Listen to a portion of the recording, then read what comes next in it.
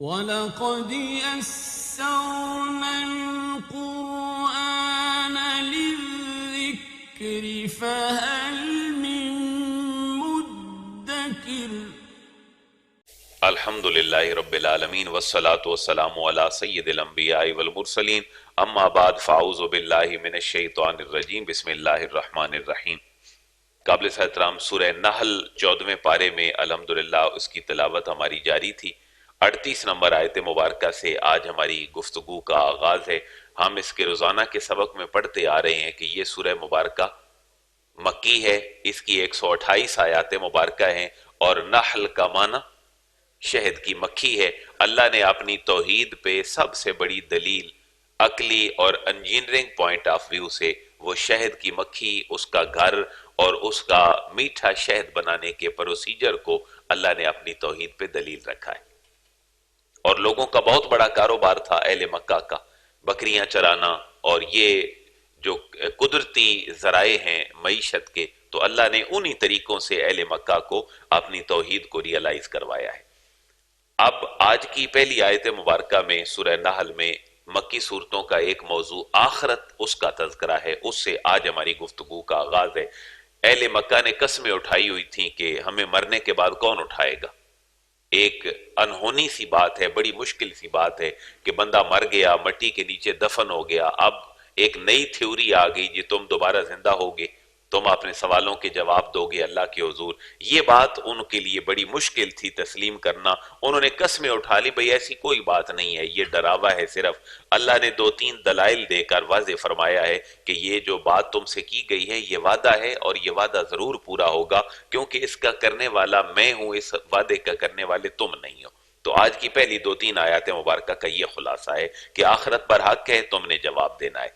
وَأَقْسَمُوا بِاللَّهِ جَهْدَ أَيْمَانِهِمْ لَا يَبْعَثُ اللَّهُ مَن يَمُوتُ بَلَا وَعْدًا عَلَيْهِ حَقًّا وَلَكِنَّ أَكْثَرَ النَّاسِ لَا يَعْلَمُونَ۔ وَأَقْسَمُوا بِاللَّهِ، واو کا معنی اور اقسموا، انہوں نے قسمیں اٹھا لی، باللہ، للہ، تاللہ، یہ ساری جو چیزیں ہیں یہ اللہ کی قسم کے لیے استعمال ہوتی ہیں۔ انہوں نے قسمیں اٹھا لی، جہد ایمانہم، بڑی پختہ قسمیں، یہ ایمان نہیں ہے بلکہ ایمانہم۔ تو اگر الف کے نیچے زیر ہو، حمزہ بن جائے تو ایمان ہوتا ہے، جیسے ہم کلمہ طیبہ پڑھ کر ایمان والے ہو جاتے ہیں، اور اگر حمزہ کے اوپر زبر ہو تو یہ ایمان ہے، جس کا معنی ہے قسم اٹھانا۔ انہوں نے بڑی پختہ قسمیں اٹھا دی۔ یہاں پر ایک بات پہلے سمجھ لیں، پھر آگے چلتے ہیں کہ ہیں وہ مشرک، لیکن قسم کس کی اٹھا رہے ہیں؟ اللہ کی۔ وَأَقْسَمُوا بِاللَّهِ جَهْدَ أَيْمَانِهِمْ، انہوں نے اللہ کی قسمیں اٹھا لی۔ اصل میں کمزوری اہل مکہ کی یہ تھی کہ وہ حرم کا طواف بھی کرتے تھے، وہ اللہ کو بھی مانتے تھے، لیکن اللہ تک پہنچنے کے لیے جو بتوں کی عبادت تھی اس کو وہ بڑا ضروری سمجھتے تھے۔ ان کے ہاں ایک اللہ کا تصور موجود تھا، لیکن وہ جو تصور خالص توحید کا تھا وہ نہیں تھا۔ اچھا، حرم میں جانور ذبح کیا، خون بت پہ چھڑک دیا اور کہا کہ اس سے اب ہمیں اللہ کی رضا مل جائے گی۔ تو یہ جو تسلسل تھا درمیان میں، جس کو اللہ نے کنڈیم فرمایا، اس کے اوپر جو ہے وہ ان کا ایک غلط ایمان تھا، ورنہ وہ اللہ کو کسی نہ کسی شکل میں مانتے تھے۔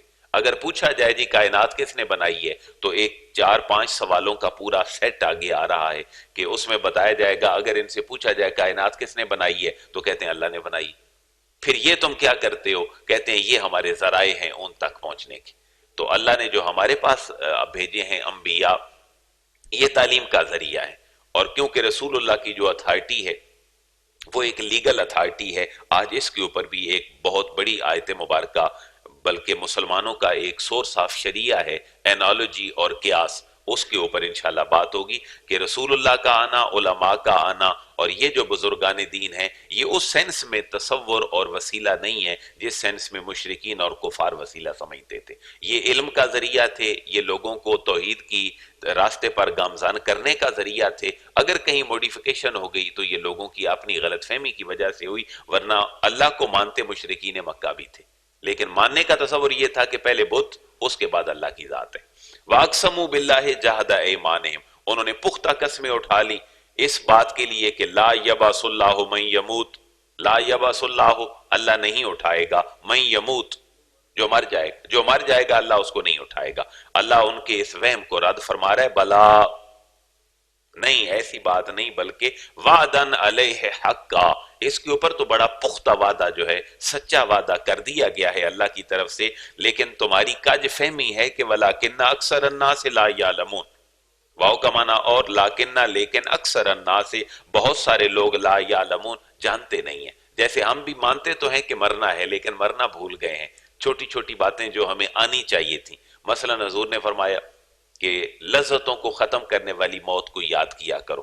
آج اگر بیٹا ماں کو کہہ دے اماں میں نے رات کو خواب میں دیکھا ہے تم مر گئی ہو، تو وہ صدقہ دیتی ہے کہ تم یہ کون سی بات کر رہی ہو۔ موت سے ڈر جو ہے وہ یہ ذہنوں کے تصور میں پیدا ہو گیا ہے۔ تو یہ کیفیت ولیکن اکثر الناس لا یعلمون، لوگ بھول جاتے ہیں، اس کو پس پشت ڈال دیتے ہیں، لیکن وعدہ حق ہے جو اللہ نے فرما دیا ہے۔ لِيُبَيِّنَ لَهُمُ الَّذِي يَخْتَلِفُونَ فِيهِ وَلِيَعْلَمَ الَّذِينَ كَفَرُوا أَنَّهُمْ كَانُوا كَاذِبِينَ۔ اور پھر اس کی علت بیان کر دی کہ قیامت قائم ہوگی کیوں، اس میں کیا کوئی اللہ نے اپنی اتھارٹی قائم کرنی ہے، بلکہ لِيُبَيِّنَ لَهُمُ الَّذِي، اللہ نے اس وعدے کو سچ کرنا ہے جو وعدہ اللہ نے کیا تھا اس اپنے نبی کی زبان سے کہ مرنے کے بعد تم نے دوبارہ اٹھنا ہے، تاکہ وہ سچے اور جھوٹے کی پہچان ہو جائے۔ قیامت قائم ہوگی، اللہ کا وعدہ ہے، اکثر لوگ اس کو نہیں جانتے۔ قائم کیوں ہوگی؟ لِيُبَيِّنَ، لام کا معنی واسطے، کے لیے، یبینا بیان فرما دے، لہم ان کے سامنے، الذی وہ معاملہ، یختلفون فیہ جس میں یہ اختلاف کرتے تھے، اللہ یہ معاملہ لوگوں کو واضح بتا دے، ورنہ اللہ تو معاف کرنا چاہتا ہے، اور اس کے رسول کی تعلیم بھی یہ ہے کہ اس کے رسول بھی درگزر کرنا چاہتے ہیں۔ اسلام جو ہے وہ مجرم کو سزا دینا اتنا بڑا مشن نہیں سمجھتا جتنا معاشرے کی اصلاح جو ہے وہ اسلام اپنا مشن سمجھتا ہے۔ آپ وہ حدیث مبارکہ سنی ہوگی، ایک عورت حضور کی بارگاہ میں آئی کہ حضور مجھ سے غلط کام ہو گیا، میں پریگنٹ ہو گئی، مجھے حد لگا دیں۔ حضور نے فرمایا تم نے ایسے نہیں کیا ہوگا، تم بھول رہی ہوگی۔ حدیث کے الفاظ ہیں جیسے تم نے کس کی ہوگی، یا وہ چیز نہیں کی ہوگی جس پہ حد لاگو ہوتی ہے۔ وہ عرض کہتی ہے حضور نہیں میں نے کی ہے۔ آپ نے فرمایا جاؤ پھر بچہ پیدا کر کے آؤ، اس کے بعد تمہیں حد لگائیں گے۔ پھر بچہ پیدا ہو گیا، پھر آئی، حضور میں حاضر ہوں۔ آپ نے فرمایا اس کو پیدا تو کر دیا، اس کو دودھ کون پلائے گا؟ فرمایا جاؤ اس کو فیڈ کروا کے آؤ۔ اس کے بعد پھر آئی، آپ اس پورے پروسیجر میں 9 مہینے کی پریگنینسی دیکھیں، 2 مہینے کا دودھ پلانا دیکھیں، تو 3 مہینے کے بعد جو ہے پھر اس کو سزا ملی، اور صحابہ نے پوچھا کہ حضور اس نے سچے دل سے توبہ کی ہے، اس کو ریوارڈ کیا ملے گا؟ تو حضور نے فرمایا بڑا مشہور جملہ ہے کہ اس نے اتنے سچے دل سے توبہ کی ہے کہ اگر مدینے کے سارے گناہ گاروں پہ تقسیم ہو جائے تو سب کے اللہ گناہ معاف فرما دے۔ آپ دیکھیں نا 3 سال کا پروسیجر ہے۔ اسلام مجرم کو سزا دینا چاہتا ہے، لیکن یہ اس کا ماٹو بڑا تھوڑا سا ہے۔ اصل ماٹو کیا ہے؟ معاشرے کی اصلاح۔ یہ جو فجر کے وقت پھانسی ہے یہ اسلام کا تصور نہیں ہے۔ اسلام کا تصور یہ ہے کہ لوگوں کے سامنے کسی کو سزا دینی ہے تو دے دو تاکہ باقی لوگوں کو عبرت ہو جائے۔ اور سورہ نول کے الفاظ ہیں مسلمانوں کا ایک پورا گروہ کسی مجرم کو سزا دیتے ہوئے ضرور دیکھے، طائفۃ من المؤمنین، اور مومنوں کا ایک پورا گروہ دیکھے تاکہ وہ لوگوں کو بتائے بھئی تم نے ایسا کام نہیں کرنا ہے۔ تو اصل میں روح جو ہے وہ ہمارے معاشرے سے نکل گئی ہے، اور اس کو بھگت بھی ہم ہی رہے ہیں۔ اگر چوری کی سزا ہاتھ کاٹنا ہو تو یقین مانے میرے اور آپ کے محلے سکھی ہو جائیں گے۔ چھوٹی چھوٹی باتیں شرم کی، حیا کی ہمارے معاشرے میں لوٹ آئیں گی۔ الذی یختلفون فیہ، اللہ نے تو واضح کرنا ہے ان کے سامنے جس بات میں اختلاف ہے۔ ولیعلم الذین، واو کا معنی اور لام کا معنی واسطے کے لیے، یعلم جان لیں، الذین وہ لوگ، کفروا جنہوں نے کفر کیا، کیا جان لیں قیامت جب قائم ہوگی، انہم کانوا کاذبین، ان کو اپنے کذب اور اپنے جھوٹ کا یقین ہو جائے، انہیں پتہ چل جائے کہ کانوا کاذبین، ہم تو جھوٹے تھے، ہم تو سچے لوگوں کو جھٹلاتے تھے اور ان کے قیامت کے دعوے کا انکار کرتے تھے، انہیں احساس ہو جائے کہ ہم جھوٹے ہیں۔ انما قولنا لشیء اذا اردناہ ان نقول له کن فیکون، یہ ان کے وہم کا ازالہ ہے۔ کبھی کبھی اہل مکہ یہ کہتے کہ یہ صرف اور صرف ہوائی فائرنگ ہوتی ہے کہ قیامت بھی آنی ہے، تم نے مرنا ہے، یہ ڈراوا ہوتا ہے، اگر لانی ہے تو لا کے دکھا دے جی، یہ بات ہی ختم ہو جائے۔ تو اللہ فرما رہے میرے لیے مشکل کوئی نہیں ہے، ہم نے تو صرف کن کہنا ہے اور یہ ہو جانا ہے۔ آج اس کن کی اگر کیفیت آپ نے تھوڑی سی سمجھنی ہے تو ایٹمی دھماکے دیکھ لیں، آپ کا ایک بٹن آپ کی پوری دنیا کو کس تباہی کے دہانے پر پہنچا سکتا ہے۔ ہیروشیما ناگاساکی کا جو ماضی ہے وہ ہمارے سامنے ہے، تو قیامت کا بٹن تو اس کے ہاتھ میں ہے کہ جو ساری کائنات کا خالق ہے۔ انسان کی بنائی ہوئی چیز کائنات کو 1 سیکنڈ میں تباہ کر سکتی ہے، لیکن اللہ کا نظام جو ہے، اللہ وہ فرمانا چاہتا ہے انما قولنا لشیء، انما بے شک قولنا، ہمارا حکم، ہماری بات، ہماری گفتگو لشیئن کائنات کے کسی بھی کام کے لیے کیسے ہوتی ہے؟ اذا اردنا ہو، جب ہم اس کا ارادہ کرتے ہیں، ان نقول لہو، تو کہ ہم اس کو کہیں کن، ہو جا، فیکون، وہ تو ہو جاتی ہے۔ ہمارا ارادہ تو یہ ہے، ارادہ ہی ہوتا ہے تو کائنات ہو جاتی ہے۔ اے اہل مکہ، قیامت کو چیلنج نہ کرو، قیامت ہمارے لیے مشکل کوئی نہیں ہے، ہم قیامت لا سکتے ہیں، لیکن یہ صرف ایک مقررہ وقت ہے جس کو اللہ جانتا ہے۔ اب یہ سارا تذکرہ ڈراوے دھمکاوے والا، اس کے بعد اب اللہ آ گیا مومنین کی تذکرے کی طرف۔ اب ایک بات اور ذہن میں رکھیں کہ یہ صورت ہے مکی، اور مسلمانوں کی ہجرت ہو رہی ہے مکہ کے آخری پیریڈ میں، وہ تقریباً بنتا ہے اعلان نبوت کے بعد 13واں سال، لیکن مسلمانوں کو ایک تجربہ پہلے ہو چکا تھا ہجرت کا۔ آپ لوگوں کے اگر ذہن میں ہو، مسلمان مدینہ سے پہلے کدھر گئے تھے؟ حبشہ کی طرف گئے تھے۔ یہ جو حضرت جعفر طیار کی تقریر ہے اور شاہ نجاشی کے دربار میں کھڑے ہونا ہے، حضور کی بڑی ہمدردی ہونی ہے شاہ نجاشی کے ساتھ، تو ایک اچھا ایکسپیرینس ہو چکا تھا ہجرت کا۔ یہاں پر اس ہجرت کو اور مکے کی آنے والی ہجرت کو ایک جو ہے وہ سنگ میل کی حیثیت سے بیان کیا جا رہا ہے۔ کیوں کہ یہ مکی صورت ہے، اور مکی صورتوں میں مسلمانوں کو ذہنی طور پر ہجرت کے لیے تیار کیا گیا کہ ایک وقت آنا ہے، تم نے اپنا گھر چھوڑنا ہے، یہ بڑی محنت سے جو تم نے گھر بنائے ہیں، مال مویشی بنائے ہیں، یہ تمہیں چھوڑنے پڑنے ہیں۔ تو اس سے یہ پتہ چلا کہ پہلے انسان کی ذہنی تربیت ہونی چاہیے۔ مسلمانوں کو ہجرت سے پہلے تربیت کا کہا گیا، پھر انہوں نے سب کو چھوڑ دیا۔ آج میرے اور آپ کے بچوں میں سکولنگ میں، ان کی کونسلنگ میں مسئلہ کس بات کا ہے؟ ذہنی طور پر پریپریشن نہیں ہوتی۔ میں ایک مثال دیتا ہوں، ڈینگی آیا، ہلا پورے معاشرے میں پھیل گئی، لیکن اس کو جڑ سے اکھیڑنے کے لیے ذہن سازی کا عمل نہیں کیا گیا معاشرے میں۔ میں مثال دیتا ہوں، ائمہ کو مساجد میں اگر خطبے دیے جاتے کہ یہ آپ نے خطبے پڑھانے ہیں، تو جتنا امام قریب ہے لوگوں کے، اتنا تو آپ کی یونین کونسل اور آپ کا پورا مینجمنٹ کا کوئی آفس قریب نہیں۔ یہاں اللہ جو ہے وہ مسلمانوں کا ذہن بنا رہے ہیں کہ تم نے ہجرت کرنی ہے اور ہجرت کر کے جانی ہے، جو ہجرت کرے گا اللہ اس کو بہت بڑا مقام دے گا۔ اب ہجرت کی باتیں شروع ہو گئیں اور رسول اللہ کو صبر کی تلقین بھی اللہ نے بڑھا دی۔ والذین ہاجروا فی اللہ من بعد ما ظلموا لنبوئنہم فی الدنیا حسنہ ولأجر الآخرۃ اکبر لو کانوا یعلمون۔ اب یہ ہجرت کی بات کا ترجمہ آپ نے کرنا ہے بڑا سمپل سا۔ والذین ہاجروا، واو کا معنی اور الذین، جو وہ لوگ جو یا جنہوں نے ہاجرو ہجرت کی، وربلائز کر دیا گیا، ہاجرا ہاجرا ہاجرو، وہ لوگ جنہوں نے ہجرت کی فی اللہ، صرف اللہ کی رضا کے لیے۔ آپ بخاری کی پہلی حدیث اگر پڑھیں تو وہ ہے انما الاعمال بالنیات۔ یہ بھی معروضی سا سوال ہے کہ صحیح بخاری کی پہلی حدیث ہے انما الاعمال بالنیات، حضرت عمر اس کے راوی ہیں۔ حضور نے کیوں فرمایا کہ اعمال کا دار و مدار نیت پہ ہے؟ اس کی وجہ یہ ہے کہ ایک صحابی وہ تھے کہ جن کی انگیجمنٹ اور منگنی مدینہ میں کسی عورت کے ساتھ تھی، لیکن وہ جا نہیں سکتے تھے معاہدے کی وجہ سے۔ تو مسلمان جب ہجرت کر کے جانے لگے تو وہ بھی ساتھ ہو لی کہ میں بھی اپنا کام نپٹا آتا ہوں جو شادی بیاہ کا ہے۔ تو صحابہ کو جب پتہ چلا تو حضور کی بارگاہ میں رکھا، حضور ہم چھوڑ کے جا رہے ہیں، گھر بار یہ جا رہا ہے اپنی نکاح اور عورت کے اصول کے لیے، تو اب فرمائیں کیا حکم ہے؟ آپ نے فرمایا انما الاعمال بالنیات، اعمال کا دار و مدار نیتوں پر ہے۔ ہم تو اتنی حدیث صرف سنتے ہیں لیکن حدیث آگے لمبی ہے۔ اس کا مفہوم یہ ہے کہ جو ہجرت کرے گا اللہ رسول کے لیے اس کو مل جائیں گے اللہ رسول، اور جو ہجرت کرے گا عورت کے ساتھ نکاح کرنے کے لیے تو اس کو مل جائے گی عورت، وہ پھر اللہ رسول کی جو ہے وہ نیت نہ کرے۔ تو یہ انما الاعمال بالنیات کا جو ہے وہ شان نزول ہے۔